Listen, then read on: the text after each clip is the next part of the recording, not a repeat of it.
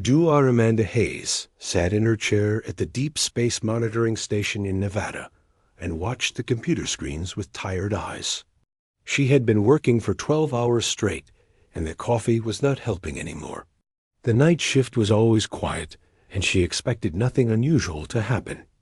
The stars looked the same as they always did, and the radio signals from space were just random noise from distant galaxies.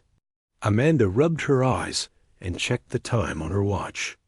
Only 2 more hours until her replacement would arrive, and she could go home to her small apartment and get some sleep. The first warning sound was so soft that Amanda almost missed it. A small beep came from the main detection system, and a red light started blinking on the control panel. Amanda sat up straight in her chair and looked at the screen more carefully. The computer was showing something strange at the edge of the solar system near Pluto. She pressed some buttons to get a better look at what was causing the signal. The screen showed a large object that was moving toward Earth at incredible speed. Amanda felt her heart start beating faster as she realized what she was seeing. The object was huge, and it was definitely not natural. No asteroid or comet could move in such a straight line or change direction like this thing was doing. She picked up the red emergency phone that connected directly to the Pentagon and waited for someone to answer. General Ryan Brooks answered after 3 rings, and his voice sounded annoyed at being woken up so early in the morning. Amanda told the general what she was seeing and heard him become more alert as she described the size and movement of the unknown object. General Brooks asked her to send all the data immediately and told her not to talk to anyone else about what she had discovered. Amanda sent the information through the secure computer network and then sat back in her chair to watch as the object came closer to Earth. The thing was moving faster than any human spacecraft could travel, and it was getting bigger on her screen every minute. Within an hour, the monitoring station was full of military people and scientists who had been called in to study the approaching object. Captain Jake Morrison arrived with a team of fighter pilots who looked ready for battle. Dr. Kevin Walsh came from the university with his archaeological equipment, which seemed strange until Amanda remembered that he studied ancient civilizations and might know something about visitors from space. The object stopped moving when it reached the area between Mars and Earth, and Amanda could see its true shape for the first time. The thing was enormous and looked like no human spacecraft that had ever been built.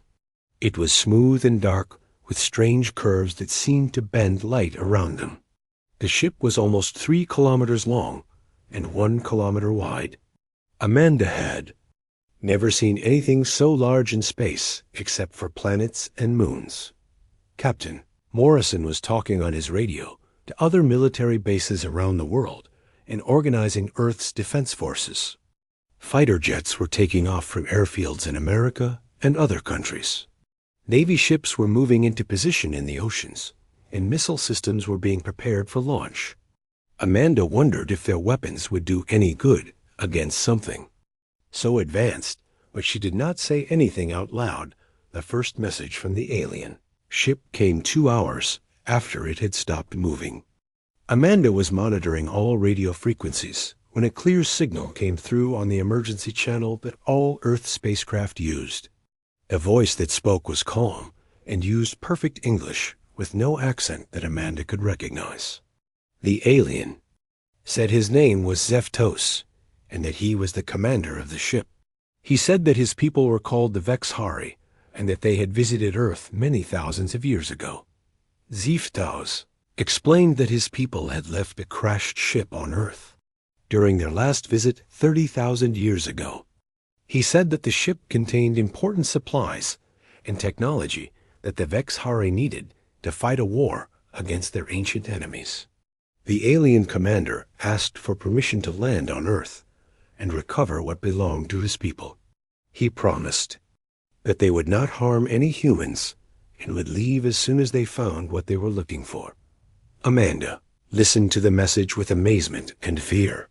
She looked around the room at the military officers and scientists who were all staring at the radio speakers with shocked expressions. General Brooks was writing notes on a piece of paper, and Captain Morrison was already making plans for different ways to respond to the alien request. D.R. Walsh was excited and kept asking questions about what the aliens might have left behind on Earth. So long ago, that President. Lisa Carter was contacted immediately, and she called an emergency meeting with world leaders through video conference. Amanda watched on a large screen as presidents and prime ministers from around the world discussed what to do about the alien visitors. Some leaders wanted to attack the ship before it could do anything harmful to Earth. Others thought that they should try to communicate more with the aliens and learn about their technology. Walsh spoke to the world leaders about his archaeological work and told them that he had found strange objects at Dig, sites around the world that seemed too advanced for ancient humans to have made. He said that these objects might be connected to the alien visitors and could prove that they were telling the truth about visiting Earth before. Amanda was surprised to learn that there might already be evidence of alien contact hidden in museums and research laboratories. The president decided that Earth would allow a small group of aliens to land, but only at a heavily guarded military base in Colorado. The aliens would be watched constantly and would not be allowed to go anywhere else on Earth without permission. Captain Morrison was put in charge of the security arrangements, and he began moving troops and weapons to the landing site. Zeftos accepted the conditions and said that only 3 of his people would come down to Earth. He said that their archaeologist, Nelthara, would lead the mission to find the ancient crash site. The alien commander promised again that they meant no harm to humans and only wanted to recover their lost property. He said that the war his people were fighting was very serious and that they desperately needed the technology they had left behind. Amanda stayed at the monitoring station to track the small alien shuttle as it separated from the main ship and flew toward Earth. The shuttle was much smaller than the mothership, but it was still larger than any human aircraft. It moved silently through space and entered Earth's atmosphere without making any sound or leaving any trail of fire like human spacecraft did. The world watched on television as the alien shuttle landed at the military base in Colorado. Amanda saw the 3 aliens step out of their ship and walk toward the human soldiers who were waiting for them. The aliens looked almost human, but they were taller and thinner than most people. Their skin was pale blue, and their eyes were large and dark. They wore simple clothing that seemed to change color in the light. Nelthara spoke first when she met the human delegation. Her voice was soft but clear, and she thanked the humans for allowing them to visit Earth. She said that her people remembered humans as being brave and intelligent even 30,000 years ago. She told the human leaders that she was looking forward to working with Earth scientists to find the ancient crash site and recover the lost Vexhari technology. Amanda felt both excited and worried as she watched the first meeting between humans and aliens. She wondered what kind of technology the aliens had left behind so long ago and whether it would be dangerous for humans to be around it. She also wondered if the aliens were really as peaceful as they claimed to be, or if they had other reasons for coming back to Earth after so many years. Nelthara walked slowly around the military base in Colorado and looked at everything with great interest. The alien archaeologist was taller than most humans and moved in a graceful way that reminded Dr. Kevin Walsh of dancers he had seen in old movies. Her pale blue skin seemed to glow slightly in the sunlight, and her large dark eyes missed nothing as she studied the human soldiers and their equipment. She carried a small device that looked like a crystal tablet and made soft humming sounds when she pointed it at different objects. D.R. Walsh followed Nelthara around the base with a team of human archaeologists and military guards. Captain Morrison had given strict orders that the aliens were never to be left alone and that everything they did should be recorded.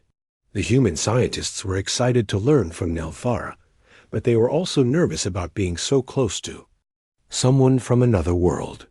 Dr. Walsh had spent his whole career studying ancient human civilizations, and he had never imagined that he would someday work with an alien who had actually been alive when those civilizations were young. Nelthara showed the human team holographic images that appeared in the air above her crystal tablet. The images showed Earth as it looked 30,000 years ago, when the Ice Age was ending and early humans were just beginning to build the first permanent settlements. Dr. Walsh stared in amazement at the detailed pictures of ancient forests and grasslands that covered areas where modern cities now stood. The alien technology could show the past in perfect detail and even display how the climate and geography had changed over thousands of years. The holographic records showed the Vexhari exploration ship flying through Earth's atmosphere during a violent storm. Lightning struck the alien vessel multiple times and damaged its engines until it crashed in what would later become the Sahara Desert. Nelthara explained that her people's ships were not designed to handle the electrical storms that were common on Earth during that time period. The crew of 12 Vexhari survived the crash, but their communication equipment was destroyed, and they could not contact their home ship for rescue. Dr. Walsh asked many questions about what the alien crew did during the months they spent stranded on Earth. Nelthara told him that her ancestors had been fascinated by the primitive humans they encountered near the crash site. The early humans showed remarkable intelligence and creativity in solving problems, even though they had very simple tools and weapons. The Vexhari had studied many different species on other planets, but they had rarely found such rapid thinking and adaptability in creatures that were still so early in their technological development. The alien archaeologist used her tablet to show the locations where her people's instruments were detecting traces of the ancient crash site. The strongest signals were coming from deep under the sand in a remote part of the Sahara Desert where no humans lived. Nelthara said that her ancestors had buried their equipment and supplies before they were rescued because they planned to return and continue their studies of Earth and its inhabitants. The buried technology included scientific instruments, computer systems, and biological samples that the Vexhari had collected during their time on the planet. General Brooks organized a military expedition to travel to the Sahara Desert and begin excavating the alien crash site. Dr. Walsh was put in charge of the archaeological work, while Captain Morrison handled security for the operation. Nelthara would guide the human team to the exact location and help them understand what they found underground. The alien archaeologist seemed genuinely excited about the opportunity to recover artifacts from her people's past and learn how they had been preserved in Earth's soil for so many thousands of years. The expedition team flew to Egypt and then traveled by truck convoy into the deep desert where satellites had detected unusual electromagnetic readings. Nelthara rode in the lead vehicle and used her tablet to guide the convoy toward the buried alien ship. The device in her hands grew brighter and made different sounds as they got closer to their destination. Dr. Walsh sat beside her and tried to understand how the alien technology worked, but Nelthara explained that it would take years for humans to learn the basic principles behind Vexhari science. When they reached the crash site, the area looked like empty desert with nothing special about it. The sand was deep, and the wind had erased any trace of what might be buried underneath. Nelthara pointed her tablet at the ground and showed the human team a three-dimensional image of what lay beneath their feet. Dr. Walsh could see the outline of a large spacecraft that was buried 15 meters down and covered by thousands of years of shifting sand. The ship appeared to be mostly intact despite being underground for so long. The excavation work began immediately, using human digging equipment and alien scanning technology. Nelthara worked alongside the human archaeologists and showed them the safest way to uncover the ancient Vexhari artifacts. She was careful to preserve everything they found and explained the purpose of each piece of alien technology as it was removed from the sand. Dr. Walsh was amazed by how well the alien materials had survived being buried for 30,000 years without showing any signs of damage or decay. The first major discovery was the ship's outer hull, which was made from a metal that seemed to bend light around itself.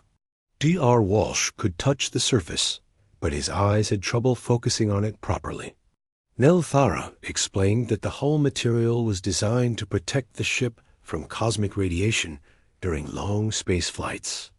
The metal could change its properties depending on what kind of energy was hitting it, and could even make the ship partially invisible to certain types of sensors. Inside the buried ship, the excavation team found rooms filled with alien technology that still worked after 30,000 years underground. Nelthara activated some of the devices and showed the humans how they operated. The alien computers used crystals instead of electronic circuits and could store enormous amounts of information in very small spaces.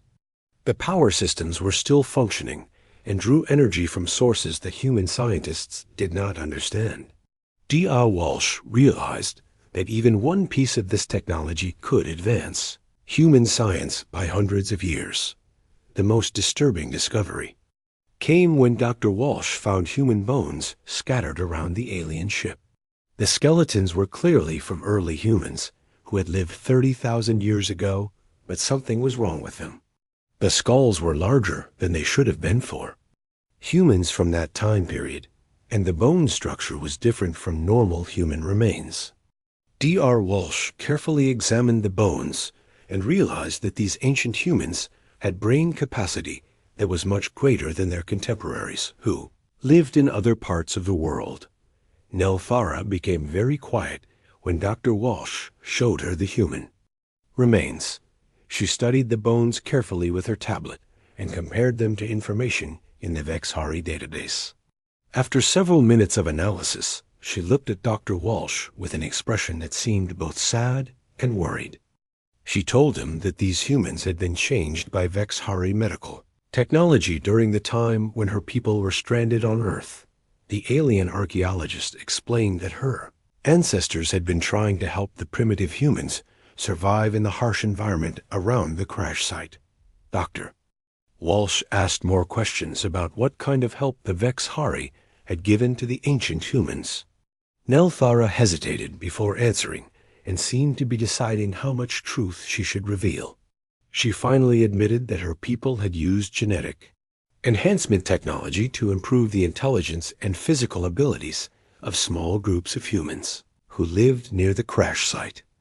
The Vexhari had been impressed by human potential and wanted to see how much the species could be improved with advanced medical science. The revelation that aliens had experimented on ancient humans sent shock waves through the excavation team.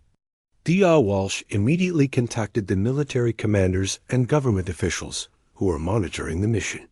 The news reached President Carter within hours, and she called another emergency meeting with world leaders to discuss this new information. The discovery changed everything about humanity's relationship with the Vexhari and raised serious questions about what the aliens really wanted from their return to Earth.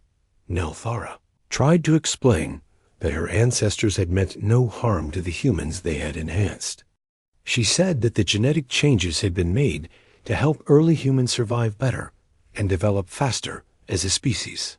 The Vexhari had been fascinated by human creativity and problem-solving abilities and wanted to see what humans could accomplish with improved brains and stronger bodies.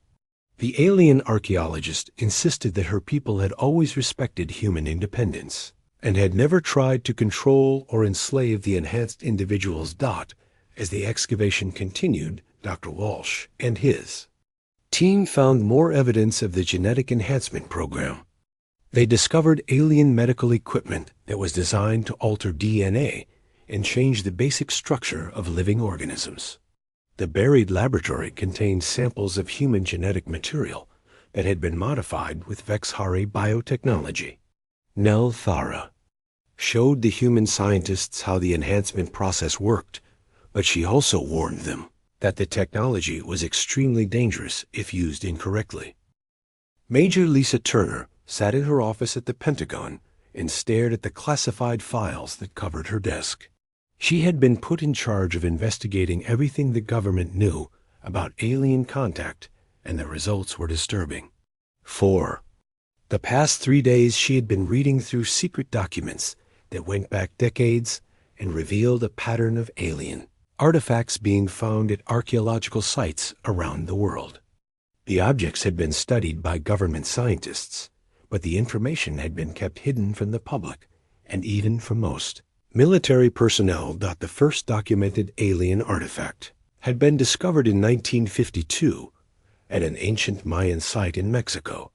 The object was a small crystal device that generated its own energy and could project holographic images when activated.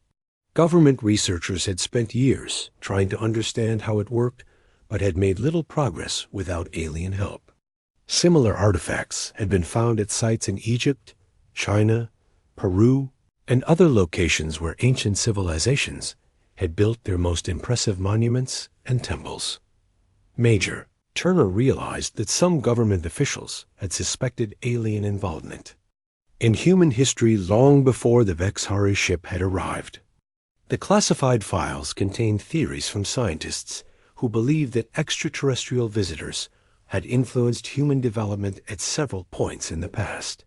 These researchers had been studying the possibility of alien contact for generations, but had never been able to prove their theories until now. The arrival of Nell Thara and her people provided the first opportunity to get answers to questions that had puzzled humanity for years.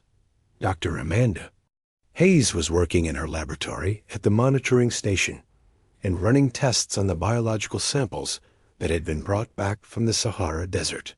She had specialized in genetic analysis for most of her career, but had never seen anything like the DNA she was studying now.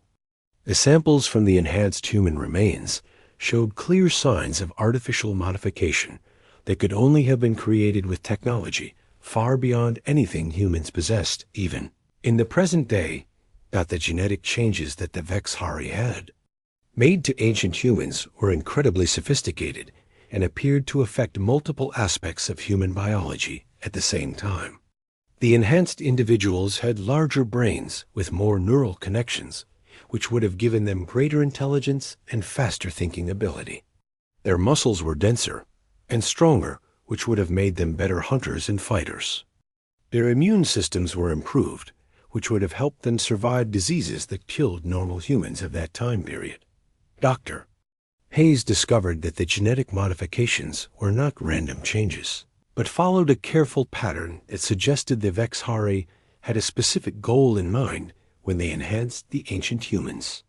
The aliens had focused on improving traits that would make humans more effective in combat situations, such as faster reflexes, better coordination, and improved ability to work together in groups. The genetic template looked like it was designed to create super soldiers rather than just helping primitive humans survive in a harsh environment. Major Turner flew to Colorado to interview Nell Thara personally and ask her about the government's classified alien artifacts. The alien archaeologist examined photographs of the objects that had been found over the years and confirmed that they were indeed Vexhari technology. She explained that her people had left small monitoring devices at various locations around Earth to study human development after their main expedition had returned home. The devices were designed to observe and record human progress, but not to interfere with natural human evolution. Nell Thara seemed surprised that humans had found so many of the monitoring devices and asked to examine them in person. Major Turner arranged for some of the artifacts to be brought to the military base where the alien archaeologist could study them with her advanced equipment. When Nell Thara activated the ancient devices, they projected detailed records of human civilization. over the past 30,000 years. The recordings showed the rise and fall of ancient empires, the development of agriculture and writing, and the gradual spread of human settlements across the planet. The most shocking discovery came when Dr. Hayes finished her analysis of the genetic samples and realized that the Vexhari modifications were not limited to the ancient humans who had lived near the crash site. Her tests showed that approximately 15% of modern humans carried dormant genetic markers that were identical to the enhancements found in the 30,000-year-old remains. The alien modifications had spread through the human population over thousands of generations and were still present in millions of people around the world. Dr. Hayes immediately contacted government officials with her findings and explained that many modern humans were unknowingly carrying alien genetic modifications in their DNA. The dormant enhancements were not active in most people, but could potentially be triggered by the right stimulus or technology. The discovery meant that the Vexhari genetic enhancement program had been far more extensive than Nelthara had initially admitted, and had permanently altered the course of human evolution. President Carter called another emergency meeting with world leaders to discuss the implications of Dr. Hayes' genetic discoveries. The revelation that millions of humans carried alien DNA caused panic in some countries and excitement in others.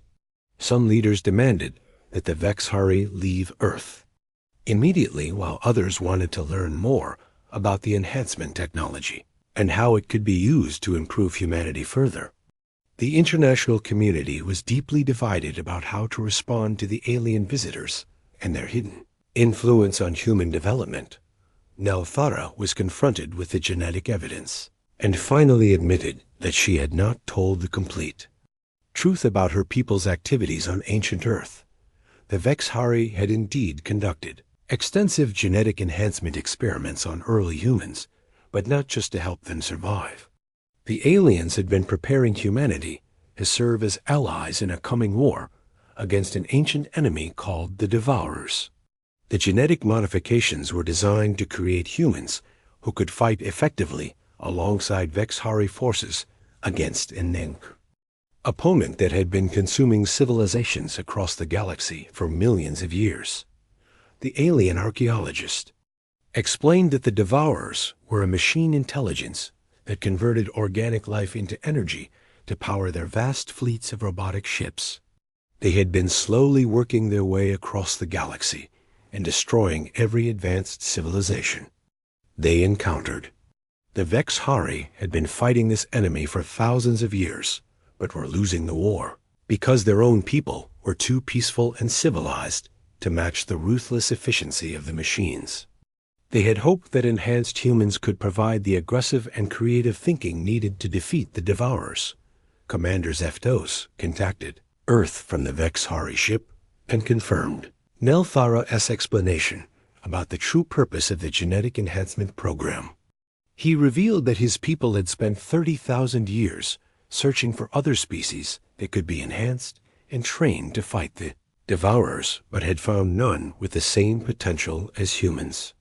The Vexhari had finally returned to Earth because their war against the machines had reached a critical stage, and they desperately needed allies with enhanced human abilities to help them survive. The buried supplies that the Vexhari wanted to recover contained not just ancient technology, but also genetic templates and enhancement serums that could activate the dormant modifications in modern humans. Zeftos explained that his people needed these resources to quickly create an army of enhanced human soldiers who could join the fight against the Devourers. The alien commander admitted that time was running out because long-range sensors had detected Devourer scout ships entering the outer regions of Earth's solar system. General Brooks immediately put all Earth Defense Forces on high alert and began preparing for possible attack by the machine enemy. Captain Morrison organized fighter squadrons and missile defense systems, while Major Turner coordinated intelligence gathering about the approaching threat.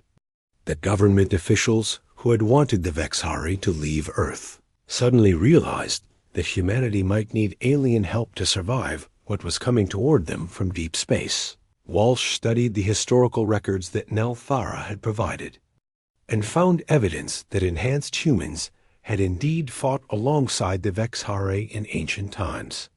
Cave paintings and stone carvings from around the world showed primitive humans using advanced weapons to battle, mechanical creatures that looked exactly like the devourers that Zeftos had described. The archaeological evidence suggested that the first war against the machines had been fought on Earth itself 30,000 years ago. Before the Vexhari were forced to retreat, the enhanced humans who had fought in the ancient war appeared to have been much more capable than normal humans of that time period. The historical records showed them using tactics and strategies that required advanced intelligence and coordination. They had been able to adapt quickly to new situations and find creative solutions to problems that the machine intelligence could not predict or counter.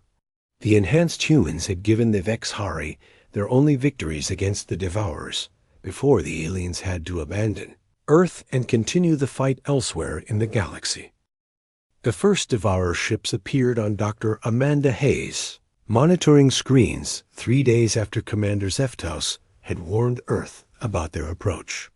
The machine vessels were completely different from the elegant Vexhari ship that orbited near Mars. The Devourer craft looked like geometric nightmares made of black metal and sharp angles that seemed to cut through space itself. They moved in perfect formation without any wasted motion, and their hulls absorbed light instead of reflecting it. Amanda counted 12 scout ships entering the solar system and heading directly toward Earth at a speed that would bring them within striking distance in less than 48 hours. Captain Jake Morrison stood in the command center of Earth's orbital defense station and watched the approaching enemy with growing concern. His fighter squadrons were ready for battle, but their weapons and ships had been designed to fight other humans, not advanced alien machines. The pilots were brave and well trained, but Morrison knew that courage alone would not be enough against technology that was millions of years more advanced than anything humans had ever built. He ordered his forces to take defensive positions around Earth and prepare for a battle that might determine the survival of their species. The Vexhari ship moved into position between Earth and the approaching Devourers, while Commander Zeftos sent urgent messages to government leaders around the world. The alien commander explained that the machine scouts were conducting preliminary scans of Earth's defenses and population before the main Devourer fleet arrived. The scout ships would try to destroy key human military installations and communication networks to weaken resistance before the harvesting began. Zeftos estimated that Earth had perhaps 6 hours before the scouts would begin their attack.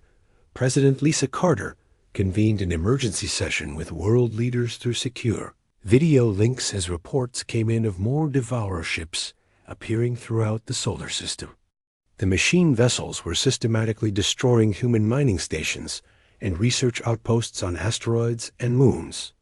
Each attack was swift and precise, with no survivors left behind. The Devourers seemed to be clearing away any human presence outside Earth itself before focusing their attention on the planet and its billions of inhabitants. Nell Thara worked frantically with Dr. Kevin Walsh and other human scientists to prepare the genetic enhancement serums that had been recovered from the buried Vexhari laboratory. The alien archaeologist explained that the activation process was dangerous and could kill subjects who were not genetically compatible with the modifications. Only humans who carried the dormant genetic markers could safely receive the enhancements, and even they faced significant risks during the transformation process. The serum would need several hours to take effect, and there was no way to reverse the changes once they had begun. Dr. Hayes volunteered to be the first human test subject for the enhancement process, despite the warnings about potential side effects. She had discovered that her own DNA contained some of the strongest genetic markers for compatibility with Vexhari modifications. Nell Thara administered the serum through a device that looked like a crystal injector and monitored Dr. Hayes' vital signs as the alien biotechnology began changing her cellular structure. The process was painful, and Dr. Hayes felt like electricity was running through her entire body as her brain and nervous system were rebuilt at the molecular level. The first Devourer attack began while Dr. Hayes was still undergoing her transformation in the underground laboratory. Captain Morrison's fighter squadrons engaged the machine scouts near Earth's moon, but found that their weapons had little effect on the enemy's advanced armor and shielding. The human missiles exploded harmlessly against the Devourer hulls, while the machine vessels responded with energy beams that could slice through human spacecraft like they were made of paper. Morrison lost 4 fighters in the first few minutes of combat and ordered his remaining pilots to fall back toward Earth's atmosphere. Commander Zeftos brought his ship into the battle and demonstrated the superior firepower of Vexhari technology against the machine scouts. The alien weapons could penetrate Devourer shields and armor, but the fighting was still difficult because the enemy ships could repair damage almost instantly and adapt their defenses to counter new types of attacks. The battle in space raged for hours with neither side able to gain a decisive advantage. Zeftos managed to destroy 3 of the scout ships, but lost significant portions of his own vessel's defensive systems in the process. Dr. Hayes emerged from the enhancement chamber after 6 hours of genetic modification and immediately knew that she had been fundamentally changed. Her vision was sharper, and she could see details that had been invisible before. Her hearing was more sensitive, and she could distinguish individual conversations from across the laboratory. Most importantly, her mind felt faster and more connected to everything around her. When Nelthara handed her a Vexhari computer tablet, Dr. Hayes found that she could understand the alien interface without any training or explanation. The enhanced Dr. Hayes quickly mastered the operation of Vexhari technology and began helping Nelthara prepare more enhancement serums for other volunteers. She discovered that her new abilities allowed her interface directly with alien computer systems and access information that would have taken normal humans years to understand. The genetic modifications had not just improved her physical capabilities, but had given her an intuitive understanding of advanced scientific principles that the Vexhari used in their technology. More human volunteers arrived at the laboratory to receive genetic enhancements as reports came in about the expanding Devourer presence in the solar system. Major Lisa Turner was among the volunteers, along with several fighter pilots from Captain Morrison's squadron and a team of military engineers who specialized in weapon systems. Each person who received the enhancement serum underwent the same painful transformation process, but emerged with dramatically improved mental and physical abilities that made them capable of using Vexhari technology effectively. The enhanced humans discovered that their new capabilities included more than just individual improvements. When they worked together, their enhanced minds seemed to create a network effect that made the group much more effective than the sum of its parts. Dr. Hayes found that she could share thoughts and ideas directly with other enhanced humans without speaking, and that their combined intelligence could solve complex problems in minutes that would have taken normal humans days or weeks to figure out. Captain Morrison integrated the enhanced humans into his fighter squadrons and found that they made incredibly effective pilots when flying hybrid spacecraft that combined human and Vexhari technology. The enhanced pilots could react faster than normal humans and could predict enemy movements in ways that confused the machine intelligence of the Devourer ships. Their creative and unpredictable tactics were unlike anything the machines had encountered in their millions of years of warfare against other civilizations. The main Devourer fleet arrived in Earth's solar system with over 100 massive harvesting ships that dwarf even the largest Vexhari vessels. The machine fleet moved toward Earth with the methodical precision of a swarm of locusts preparing to strip a field bare. Commander Zeftos contacted President Carter and told her that humanity had perhaps 12 hours before the harvesting of Earth would begin. The alien commander offered to evacuate as many humans as possible to Vexhari colonies, but admitted that his ships could only save a tiny fraction of Earth's population. President Carter made the decision that would define humanity's future when she announced that Earth would accept the Vexhari alliance and fight alongside the aliens against the Devourer threat. She authorized the immediate enhancement of all volunteer military personnel and civilian specialists who were genetically compatible with the alien modifications. The president also ordered the rapid production of hybrid weapons and spacecraft using combined human and Vexhari technology. Earth was preparing for the most important battle in human history. Dr. Walsh discovered additional evidence in the ancient records that enhanced humans had been even more effective against the Devourers than the Vexhari had initially realized. The archaeological data showed that enhanced human warriors had developed new fighting techniques that the machines could not counter or adapt to quickly enough. The combination of human creativity and aggression with Vexhari technology had created a force that was uniquely effective against the machine intelligence that had conquered most of the galaxy. As the final preparations for battle continued, enhanced humans around the world began experiencing spontaneous activations of their dormant genetic modifications. The stress of the approaching invasion seemed to trigger the ancient Vexhari enhancements in people who had never received the activation serum. D.A. Hayes theorized that the genetic modifications included an emergency response system that activated automatically when the carriers were threatened by Devourer technology. Humanity was evolving in real time as the ultimate test of the 30,000-year-old enhancement program finally arrived at Earth. The final battle for Earth began when the Yassi Devourer harvest fleet reached the planet's orbital space and started deploying their resource extraction systems. The machine ships extended massive drilling arms that could pierce through planetary crust and extract raw materials directly from the core. Captain Jake Morrison watched from his command ship as the enemy vessels positioned themselves around Earth like a mechanical web designed to strip away everything that made the planet habitable for human life. Amanda Hayes sat in the pilot seat of a hybrid fighter craft that combined human engineering with Vexhari technology in ways that neither species had imagined possible before the genetic enhancements began. Her enhanced mind could interface directly with the alien computer systems, while her human intuition guided tactical decisions that confused and frustrated the machine intelligence of the Devourer fleet. She led a squadron of enhanced human pilots, whose unpredictable attack patterns were unlike anything the machines had encountered in their millions of years of warfare.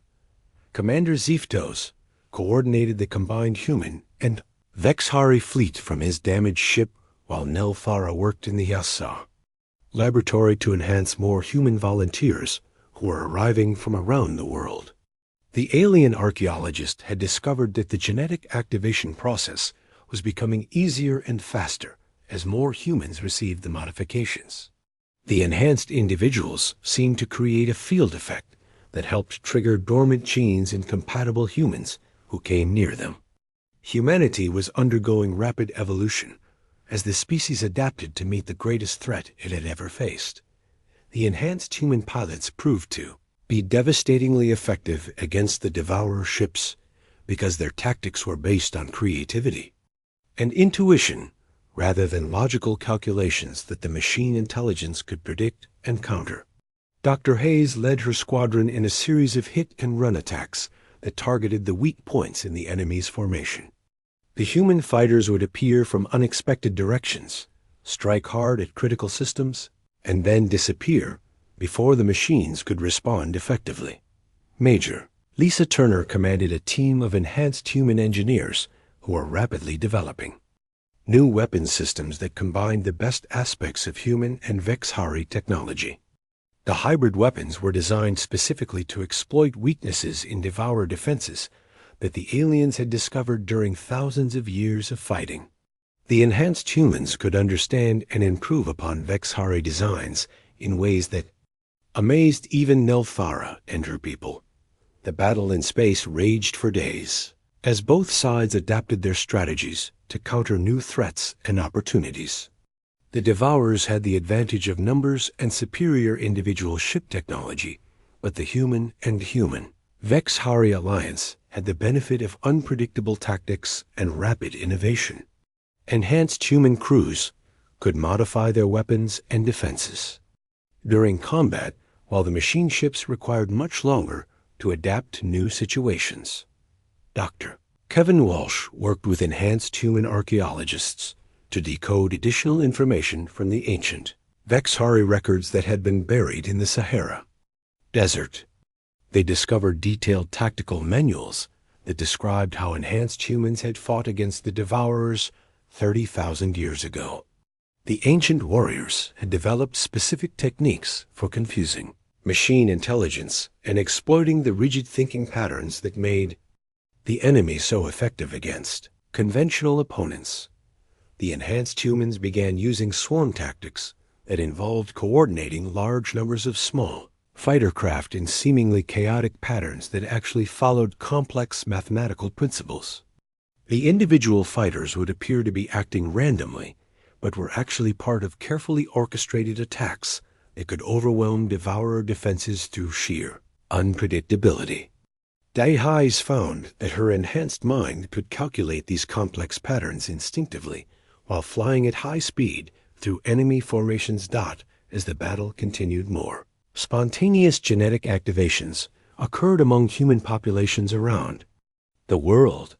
People who had never been near the enhancement laboratories began developing improved reflexes, increased intelligence, and intuitive understanding of advanced technology. The global activation seemed to be triggered by the presence of Devourer ships in Earth's vicinity, and suggested that the ancient genetic modifications included automatic defense mechanisms. Commander Zeftos revealed additional information about Vexhari history that explained why enhanced humans were so effective against the Devourers.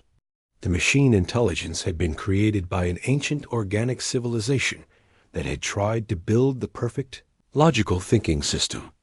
The machines had eventually turned against their creators and consumed them, but had retained the purely logical approach to problem-solving that made them vulnerable to chaotic and creative opponents. The tide of battle began to turn in favor of the Alliance when enhanced human tacticians developed a strategy that used the Devourer's own logical nature against them. The humans created false patterns and fake weaknesses that drew the machine ships into traps where they could be destroyed by concentrated firepower from hidden Vexhari vessels. The Devourers kept falling for these deceptions because their logical programming could not comprehend the deliberately irrational nature of human tactical thinking. Dr. Hayes discovered that the enhancement process had given her and other modified humans the ability to disrupt Devourer computer systems through direct mental contact. When enhanced humans got close enough to enemy ships, they could transmit chaotic thought patterns that confused and overloaded the machine intelligence.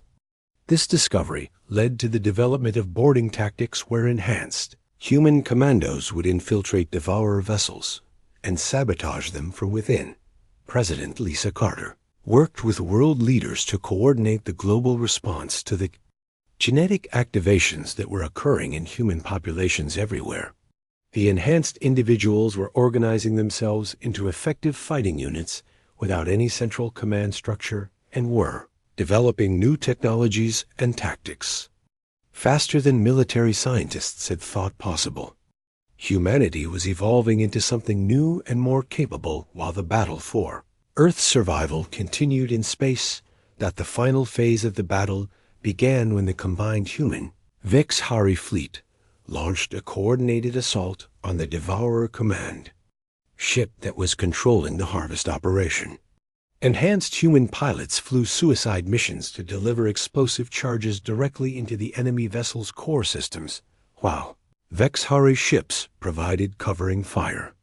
Dr. Hayes led the final attack run that destroyed the command ship and caused the remaining Devourer vessels to retreat from Earth's solar system. Nelthara explained to the human leaders that the victory over the Devourer fleet was the first major defeat the machines had suffered in over 1,000,000 years of warfare. The combination of human creativity and Vexhari technology had created a force that could actually win against an enemy that had consumed thousands of civilizations. The enhanced humans had exceeded even the most optimistic predictions about what the genetic modification program could achieve. Commander Zeftos offered humanity a choice about their future, relationship with the Vexhari people, and the broader galactic community. Earth could remain independent and develop at its own pace with limited technology sharing, or it could join the Alliance as an equal partner in the continuing war against the Devourers and the rebuilding of galactic civilization. The decision would affect not just the current generation, but all future human development. President Carter consulted with enhanced human leaders who had emerged during the crisis and found that they strongly favored joining the Galactic Alliance, but only as equal partners rather than junior members. The enhanced humans had proven their worth in battle and had developed technologies that were valuable even to the advanced Vexhari. Humanity would contribute its unique strengths to the Alliance while maintaining sovereignty over Earth and control over its own destiny. Dr. Hayes established the first joint human and Vexhari research facility at the site of the ancient crash in the Sahara Desert. The facility would study the long-term effects of the genetic enhancement program and develop new technologies for the continuing fight against the Devourers and other threats to galactic civilization. Enhanced humans and Vexhari scientists would work together as equals to understand the implications of humanity's rapid evolution. The final scene of Earth's transformation showed enhanced human children playing with young Vexhari in the gardens that had been built around the research facility. The two species were learning from each other and developing new ideas that neither could have created alone. Humanity had taken its first steps toward becoming a true spacefaring civilization, but had done so on its own terms while retaining the creativity and independence that made humans unique in the galaxy. The ancient experiment had succeeded beyond anyone's expectations and had created not just enhanced soldiers, but a species capable of bridging the gap between different forms of intelligence and helping to rebuild a galaxy that had been damaged by millions of years of war.